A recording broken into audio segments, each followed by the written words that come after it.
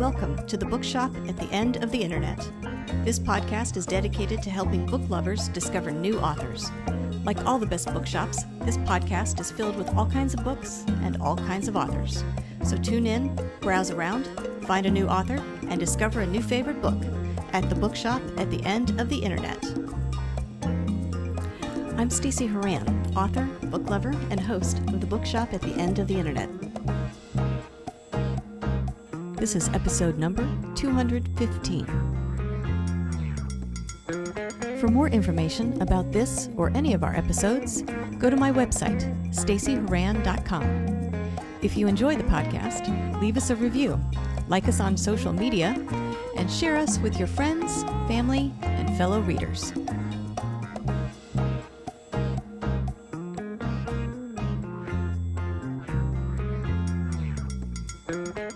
In today's episode of The Bookshop at the End of the Internet, I'm chatting with author Brian J. Morra about his new Able Archer series.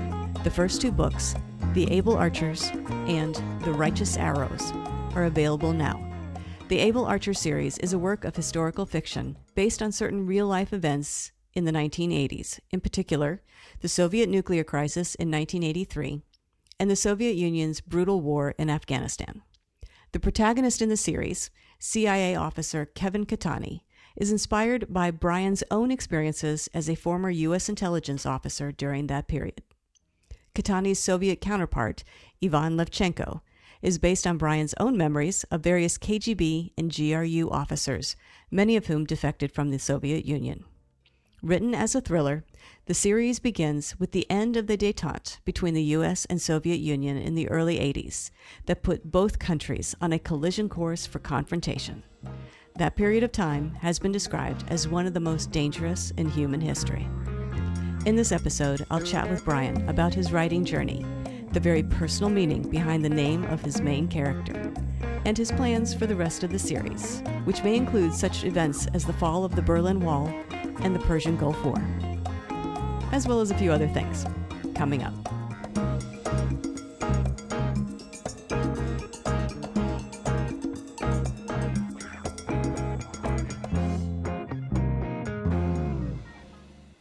Brian J. Morra, thank you very much for joining me today on the podcast.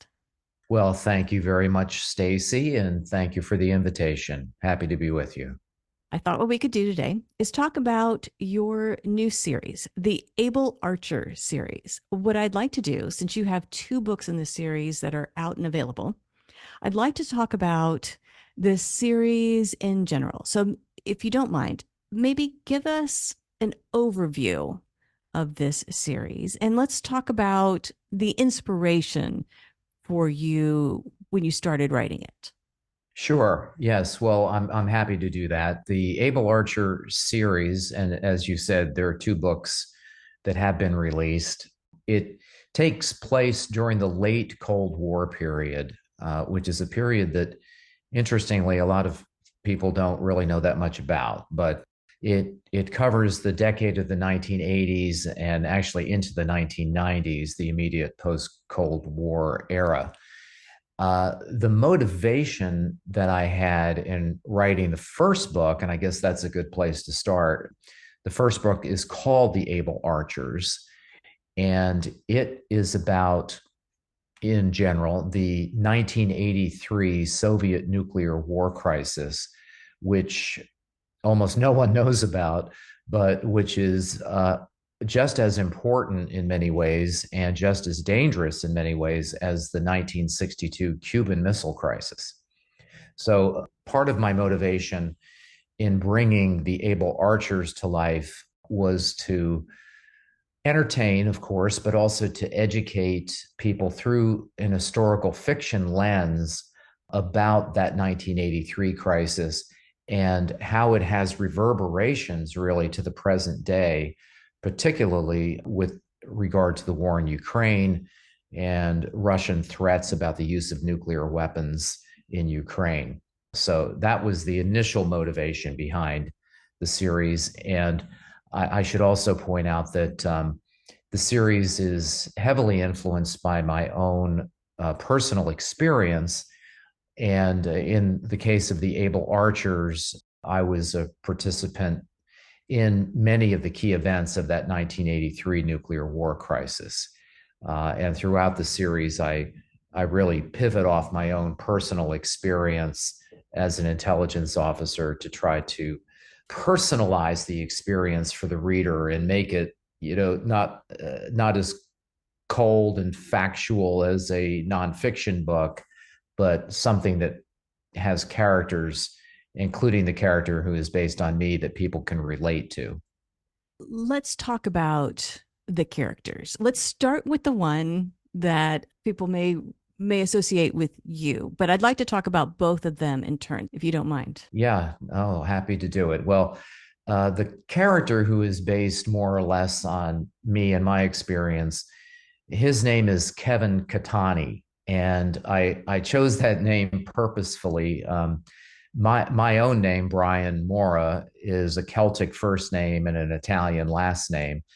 So I wanted to give Kevin the same treatment. So Kevin is a Celtic name, and he's actually the first name Kevin comes from a first cousin of mine who died very young, and he and I were very close when we were young people. The last name Cattani is also a family name. It comes from my paternal grandmother. It was her maiden name. So Kevin Cattani is based on me and my experiences, but also what I do with Kevin is I blend into his world of experience things that happened to other people that I knew. So Kevin's not a one for one representation of my experience. He's more representative of me plus the experiences of other intelligence officers that I worked with during the 1980s. The other character, Kevin's alter ego, his opposite number really, is named Ivan Levchenko. And Levchenko is Russian, and his profession is that he is a Soviet military intelligence officer. And the abbreviation for that in Russian is GRU. And some of our listeners may be familiar with that abbreviation from coverage of the war in Ukraine, where Russia also uses that same abbreviation, GRU, for Russian military intelligence. Ivan Levchenko is a composite born from my memories of KGB and GRU officers, mainly defectors, that I knew in the 1980s. And what I wanted to do with Levchenko as a character is make him relatable and make him not a stereotypical ogre. He's not a bad guy.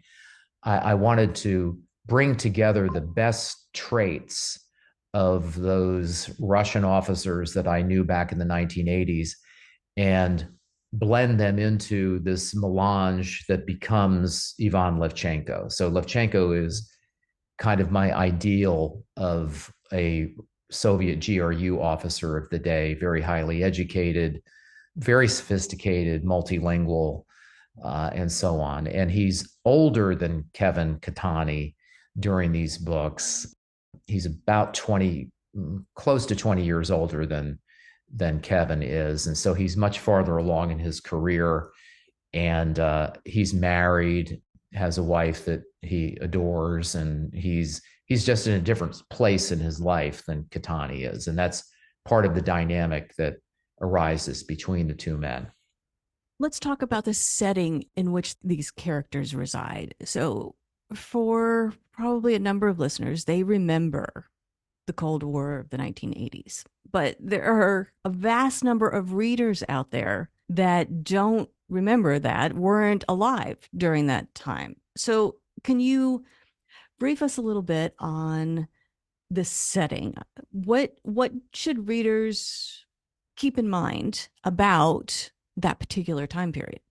Yes, the first half of the 1980s, for example, and again, the Able Archer starts about 1980, even though its focus is on the year 1983, because that's when the big nuclear war crisis occurred.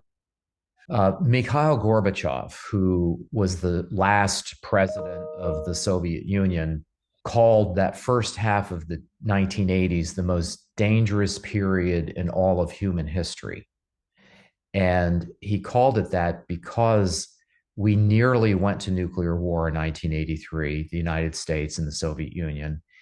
And had we gone to war at that time, humanity as we know it would never have been the same. There are some who argue that if there had been a general nuclear war at that time, humanity would have become extinct, if not immediately, within a few years after the war. And the reason for that is that by 1983, by the mid 1980s, the US and the Soviet Union had enormous nuclear arsenals, much, much larger than they are today, for example.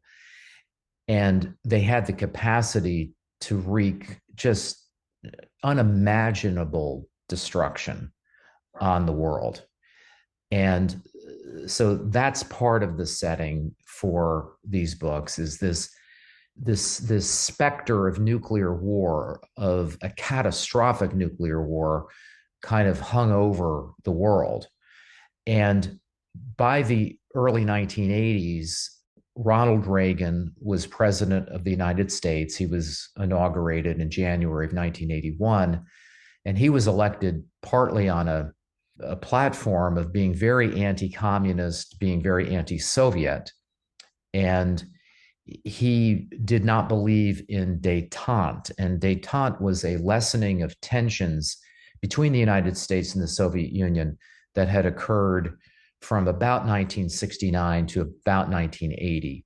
And Reagan, for a lot of good reasons, thought that détente was not a good thing for the United States.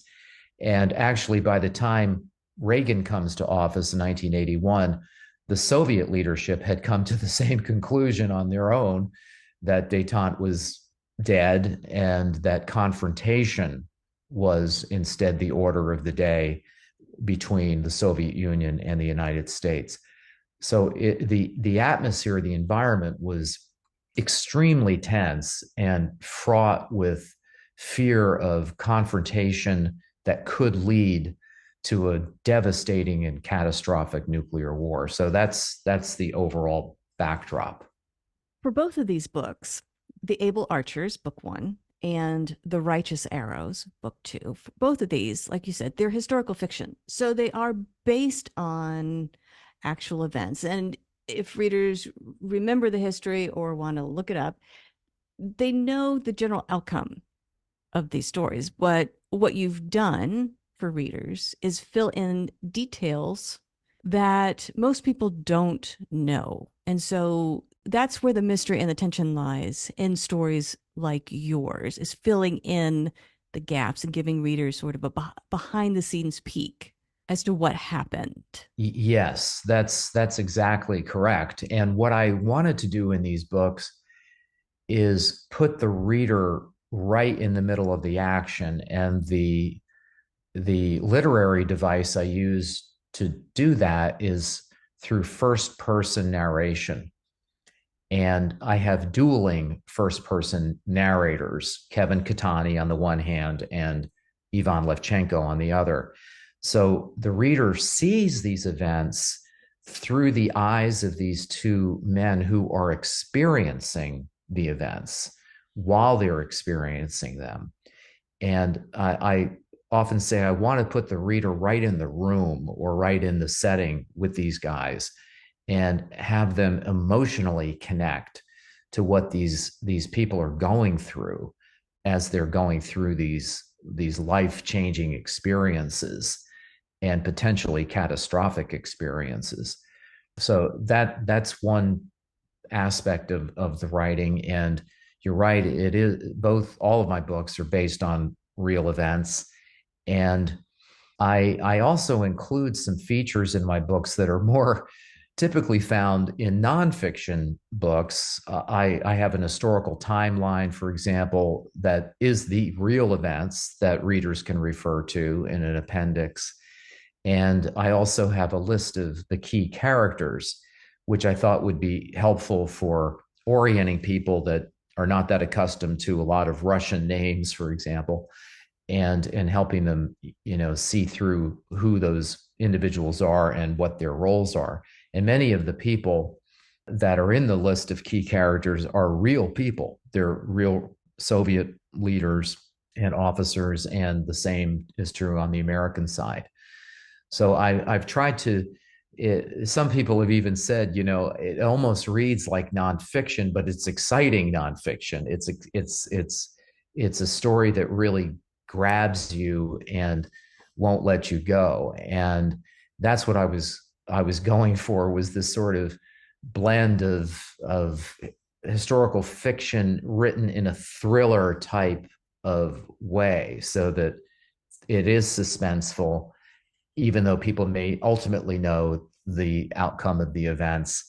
I wanted to keep people on the kind of the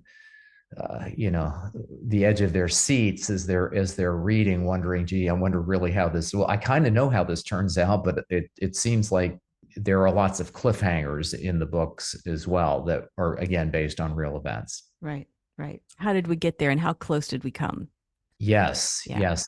I think another motivation, as I said earlier, was to educate with a small e, and get people thinking about these kinds of events and how they relate to the current world situation that we find ourselves in today. Yeah.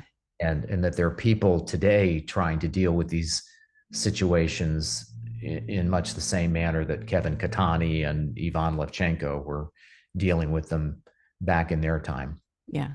Well, let's talk about each of the books a little bit. Let's start with the Able Archers, because as you mentioned, it deals with the 1983 Soviet nuclear crisis. But what I'd like to discuss maybe is how we got there. So I don't think it's too great a spoiler, maybe, if you kind of set it up for us. Like, what leads these two characters on this collision course with each other? Yes. Well, as I mentioned earlier, some of the context for, especially for the Able Archers, but also for the rest of the books, is this end of détente and this confrontational stance that the United States and the Soviet Union were taking toward each other. And under President Reagan in particular, the United States took some actions that in the Kremlin were viewed as highly provocative, including in 1983, a major naval exercise in the North Pacific, which went into waters that the Soviets essentially claimed as their own inland seas. And the US Navy acted during that exercise in a highly provocative way, including violating Soviet airspace and sending combat aircraft over Soviet military facilities and doing mock bomb runs.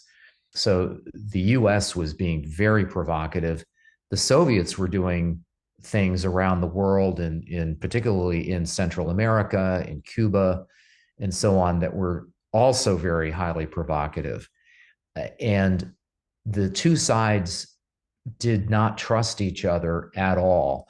And one distinction between 1983 and the Cuban Missile Crisis in 1962 that is important is, in 1962, when John Kennedy was president and Khrushchev was the leader in the Soviet Union, Kennedy and Khrushchev talked to each other.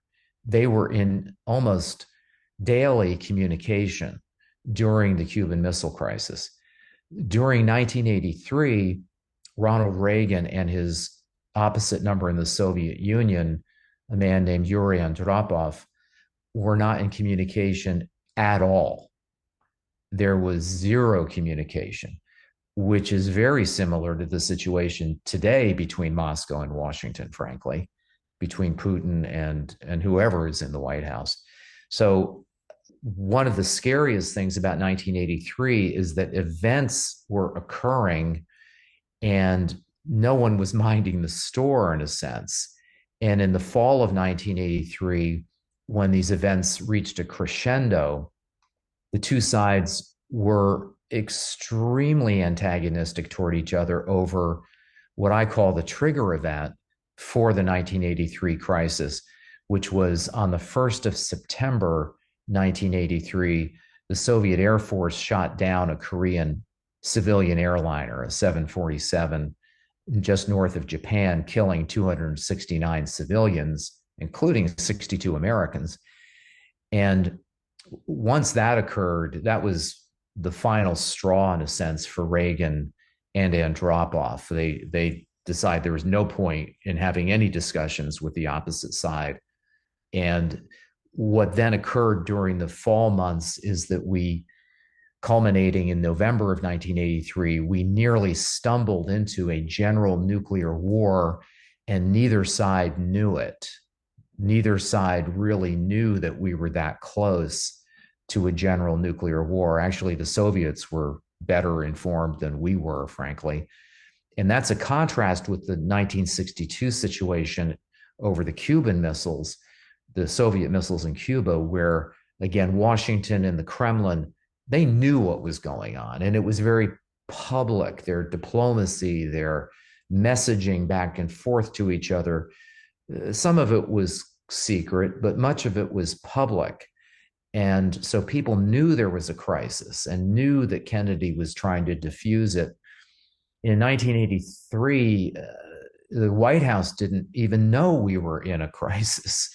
And which is the scariest thing, I think, about the Able Archers incident, where we again nearly stumbled into a general nuclear war. And that phrase is one that former Secretary of Defense Robert Gates, who was at the time in 1983 Deputy Director of CIA, Gates described the Soviet nuclear war crisis of 83 as we almost stumbled inadvertently into a general nuclear war and didn't really realize it. So that's, I think, the essence of the Able Archers. And in that book, in the Able Archers, Kevin Cattani and Ivan Levchenko come together in November of 83 and meet together in East Germany in an attempt to diffuse this crisis and bring it to a peaceful conclusion. And much of the book details the fits and starts of those efforts to try to bring this to a peaceful conclusion and not blow up the world. So that's the Able Archers. Readers may have an idea of what happens ultimately in the end, but we'll let them read the book to find out how we get there. But I'd like to turn our attention to the second book in the series, The Righteous Arrow. So you brought back Kevin Cattani and Ivan Levchenko, and they are once more dealing with another crisis that, as you mentioned before, had reverberations that we feel in present day. So introduce us to this book, if you don't mind. And again, let's talk about how we got into that particular mess. Yes, well, The Righteous Arrows was just published. It was just released on April 16th of this year. And it mainly concerns a war that many of us have forgotten about, and that is the Soviets' war in Afghanistan. And that war lasted 10 years. The Soviets occupied Afghanistan for a decade. And the United States saw this as an opportunity to weaken the Soviet Union. And Ronald Reagan is still president. Yuri Andropov is no longer in power. He's died, actually, by the time of the major action of the Righteous Arrows, which takes place in 1986.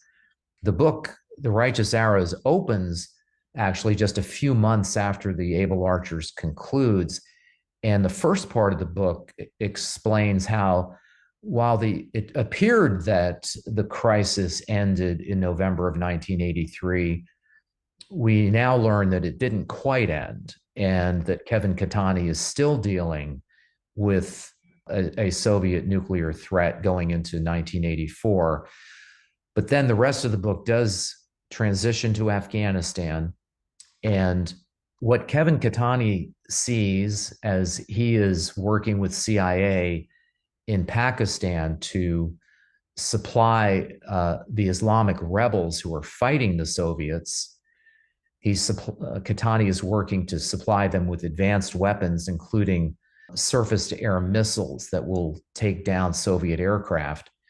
Cattani becomes unsettled, even somewhat disillusioned by the gap he sees between policymakers in Washington and what he's observing on the ground in Pakistan and Afghanistan.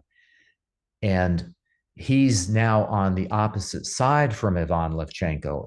In The Righteous Arrows, Ivan Levchenko's role is that he is commander of all the Soviet GRU, the military intelligence forces, which includes their special operations forces. He's in charge of all of those forces in Afghanistan. And Cattani is supplying weapons to Levchenko's enemies to kill Levchenko's men. So they're these men who collaborated so closely together in 1983 to forestall a nuclear war are now engaged in a proxy war in Afghanistan, where the United States is again seeking to weaken the Soviet Union and also, frankly, to exact revenge against the Soviet Union for its support of North Vietnam during the Vietnam War. And this is a kind of a sub theme of the book that I bring out because I think many Americans are not aware of this, that one of the main motivations we had in trying to hurt the Soviets in Afghanistan was retribution over what the Soviets did to us in Vietnam. To your point about repercussions that we still feel today, one of the reasons for Kevin Cattani's disillusionment in The Righteous Arrows is a warning that Ivan Levchenko gives him at the end of the book. And this warning essentially is that you Americans don't understand what you're doing here, arming Islamic rebels. You're opening Pandora's box and you're releasing forces that you will not be able to control and that will come back to haunt you. Even if they're hurting the Soviet Union today, someday these forces that you're unleashing are going to also hurt you. So that's part of the through line to our own experience, I think, in the post 9/11 world. I'm curious now, since you've got two books out, what your plans are for the rest of the series. Is it possible that that the Cold War provided you with even more material for further books? Yes, and it has. And the third book is called The Wall Breakers. It's not available yet. I just sent the manuscript to the publisher a couple of weeks ago. This November is the 35th anniversary of the fall of the Berlin Wall. And that's what The Wall Breakers is about. It's about the events leading up to and the context of the opening and then the fall of the Berlin Wall, which occurred in 1989. And the publisher tells me we probably won't be able to get the book out, before the anniversary in November of this year, but hopefully it'll come out next winter. And again, Levchenko and Cattani are on opposite sides of the wall, so to speak, literally and figuratively. And you see events through each of their eyes, as you do in each one of the books.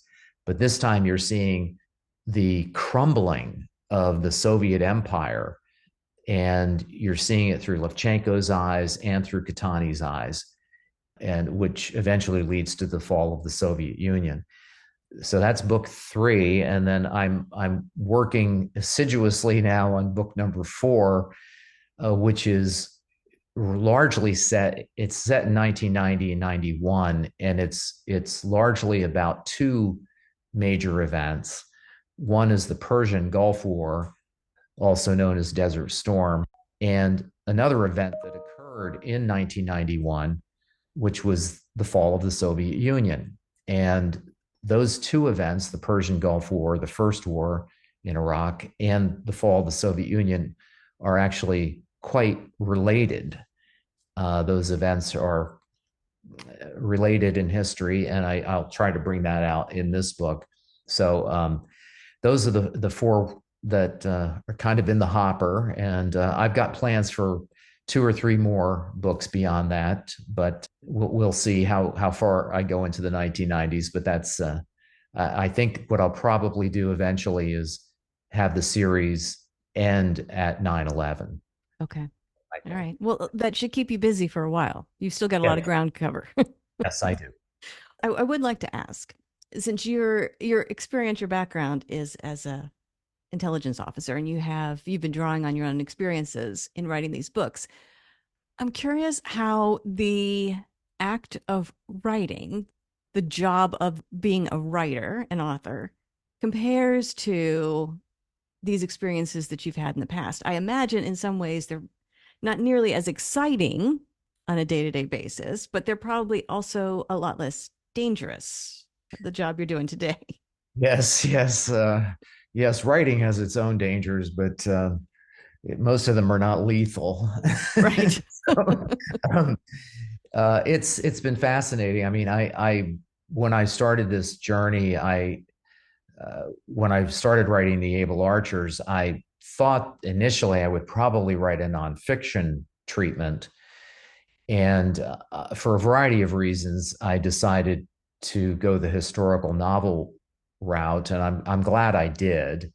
I would probably find, knowing my personality, I'd probably find the footnoting and references required for nonfiction to be overwhelmingly tedious. Yeah. So, uh, and this way, as a friend of mine said, you're able to bring your perceptions and your personal observations of events into these stories in a way that would not really be appropriate for a nonfiction treatment.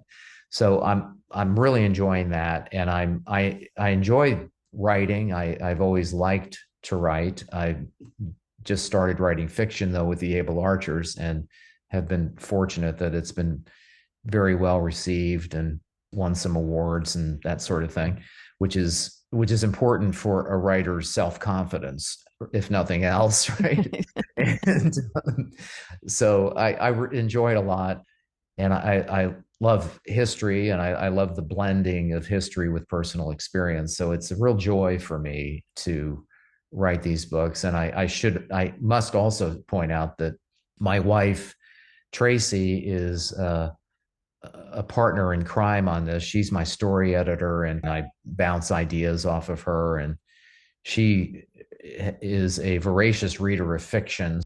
She's very helpful in helping me with story arc and thinking about character development, and particularly female characters, which I haven't mentioned any of those in this discussion, but there are strong and important female characters in these books that are important, not only to Kevin Cattani and Ivan Levchenko, but to the stories themselves. Well, well done to both you and Tracy. If people want to learn more about you and the books and stay tuned for announcements on new releases, that sort of thing, where can they go to find you and that information? I have a website, www.brianjmorra.com. That's BrianJMorra.com. And we really put a lot of time and attention into the website. There's more information about me. More importantly, there's more information about the actual historical events that I write about. That we post podcasts like this one and other writing that I do, because I do some editorial writing and some nonfiction writing, and we post that. And there are also links on my website to where you can buy the books at Amazon.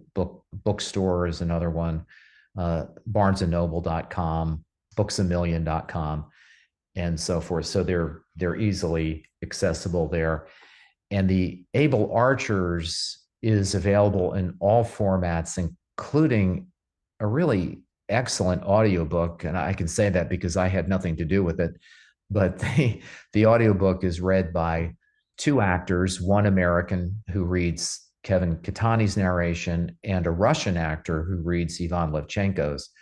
And they do a really, really good job. So that's available for the able archers. And then they're available in all the other formats, hard copy and ebooks. The Righteous Arrows, we don't have an audiobook yet. We're working on it, but we don't have that done as yet. So hopefully we'll get that out sometime in the not too terribly distant future. And I also should mention, I think that there's a new Netflix series, documentary series on the Cold War, which is called Turning Point, the Bomb in the Cold War. And it's really, really excellent. It's 9 episodes, and I appear in episode number 5, which concerns the 1983 Soviet nuclear war crisis. So if your listeners have an interest in learning more about the Cold War, I can recommend that. And CNN is coming out with a new series. I should say that the Netflix series just premiered in March, so it's quite new. CNN has a new series starting in June that's called, I think it's called Spy Wars and the Nuclear Age or something along those lines. Sorry for not getting it right, but it's a collaboration between CNN and BBC. And the BBC interviewed me extensively for that. So I haven't seen any of it yet, but hopefully I'll appear in that as well. We'll see. So those are some other places that folks can go, and we are working on a television treatment for a limited TV series for the able archers, and we've had a lot of interest in Hollywood for that. In fact, one of the big production companies took out an option on the able archers. So hopefully someday we'll have the able archers appear as a limited television series. Very nice. Brian, thank you for joining me today on the podcast. And I want to wish you luck with the Able Archers series. The Able Archers, Book 1, The Righteous Arrows, Book 2, and we'll look forward to 3, 4, and possibly 5, 6, etc. In the not too distant future. So congratulations on everything you've accomplished so far, and best of luck with the rest of your writing journey. Thank you very much, Stacy, and it's been a pleasure being with you today. Thank you. The Bookshop at the End of the Internet is a podcast dedicated to helping book lovers discover new authors. Like any good bookshop, this podcast features a wide variety of books by the equally varied and interesting authors who felt compelled to write them. This podcast gives you a chance to meet these wonderful writers and discover your next must-read book. Listen to the authors describe their books and tell you their stories in their own words. My interviews feature books from all genres and authors from all walks of life, including those who are indie published, as well as those published by small presses and large publishing houses. Looking for unique, not so easy to find books for yourself, a friend, or a book club? Tune into this podcast and find your newest favorite author, or maybe a soon-to-be bestseller. This podcast, like all the best bookshops, is filled with all kinds of books and all kinds of authors. Tune in, browse around, find a new author, and discover a new favorite book. You never know what treasures you might find in the Bookshop at the End of the Internet.